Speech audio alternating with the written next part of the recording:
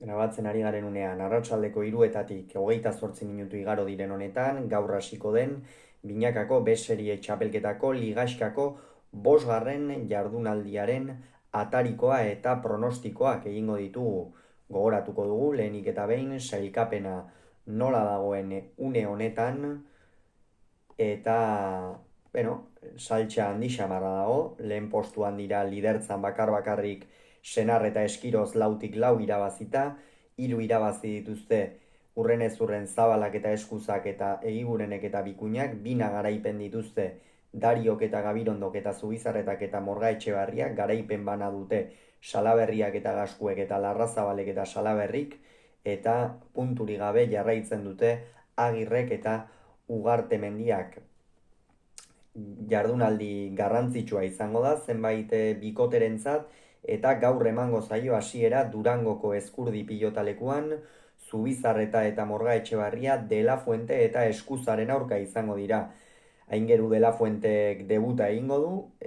aurtengo txapelketan, B-serie mailakoan, gogoratu behar baita Javi Zabalak arazoren bat edo baduela eta ondorioz ez da gaurko Durangoko norgehiagoka horretara iritsi, eta Zubizarreta eta Morga Etxebarria irtengo dira hemen favorito. Lengoan, egia da, galdu egin zutela, Gaskuek oso partida ona jokatu zuen, Morga Etxebarria ia une oro atzetik eta asko sufritzen ikusi genuen eta ezin nagusitzera pasa, egia da bigarren zatian apur bat aldatu zuela jokamoldea, iraiz deseroso ikusi genuen galtzaile eta askotan, berak askotan amaitzen dituen pilotak eta galtzen, baina egia da, orain 2 aste ere partida oso ona jokatu zutela, eta hori mugarri hartuta edo irabazi beharko lukete. Hau da, Morga Etxebarria atzean Eskuza baino sendoagoa da, berme handiagokoa, Eskuza behar bada jotzaileagoa da, eta horrekin De La Fuentek aurrean aukerak izan ditzake, baina esan bezala, Zubizarreta eta Morga Etxebarria hemen favorito. Asteazkenean Eibarko astelena pilotalekuan, Eguberri egunez, Dario eta Gabirondo, Larrazabal eta Salaberriren aurka izango dira. Larrazabalek eta Salaberrik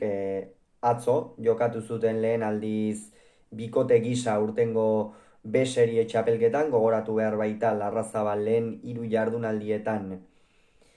lehen mailako ordezko gisa jardun dela, eta atzo egia esan ez zuten bikotea osatzerik izan, oso larri ikusi genituen, biak adabiak galtzaile xamar eta horrek asko kondenatu zituen. Eta Dario eta Gabirondo ere antzeko moduan daudela esan daiteke, galtzaile aritu ziren hauek ere, eta beraz partida garrantzitsua da bi bikotentzat, baina batez ere Larrazabal eta Salaberrirentzat txapelketa honetan favoritoetako batzuk dira, eta oraindik soilik puntu bakarra dute bilduta. Horregatik Larrazabal eta Salaberri irtengo dira favorito, atzean Salaberrik berme handiagoa ematen du, Gabirondok baino kolpez eta arkaitz behar bada luzeagoa da, Salaberri bizixeagoa, Salaberrik lauterdian pilota hartu ezkero asko atzeratzen du eta bizi, eta aurrean berriz indarrak nahiko parean izango dira Dario eta Larrazabalen artean. Ikusiko dugu Larrazabali gantxoak eta nola funtzionatzen dion, boleaz ere hor Dario jokotik ateratzeko eta aukera handiak dauzka, baina zer gertatzen den norgehiagoka honetan. Eta ostegunean 2 partida, batetik Tolosan, Beotibarren, Egiguren eta Bikuña, Senar eta Eskirozen aurka. Hemen ez da erraza, Senarrek eta Eskirozek oraingoz denak irabazi dituzte, baina Egiguren eta Bikuña ikusten ditut favorito. Iruditzen zait, bai Bartzelonan eta bai atzo partida oso serioak egin zituztela,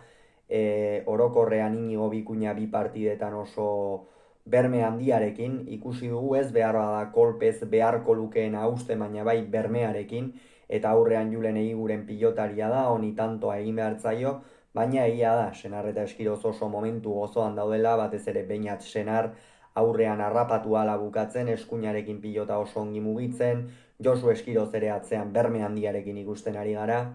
baina esan bezala, Egiguren eta Bikuña hartuko ditut hemen favorito. eta ostegunean baita ere Agirrek eta Ugartemendiak Salaberria eta Gaskueren aurka jokatuko dute. Hemen Salaberria eta Gaskue irtengo dira favorito. Iruditzen zait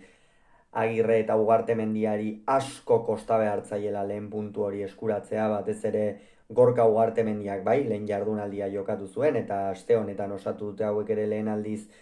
bikotea, baina 3 jardunalditan zehar jokatu gabe, orain atera bada, teorian jada ongi dagoelako, baina ez, ikusi beharko da, ea zer gertatzen den, baina hemen Gaskuek atzean dominatu beharko luke, Gorkak aurrean dituen pilota guztiak aprobetxatu beharra dauka, hartara Agirrek aurrean abaguneak izan ditzan, baina orokorrean Salaberria eta Gaskue bikote osatuagoa ikusten dut. Hauxe beraz esan beharrekoa, hurrengoan gehiago izango duzue, bitartean ongi izan, agur.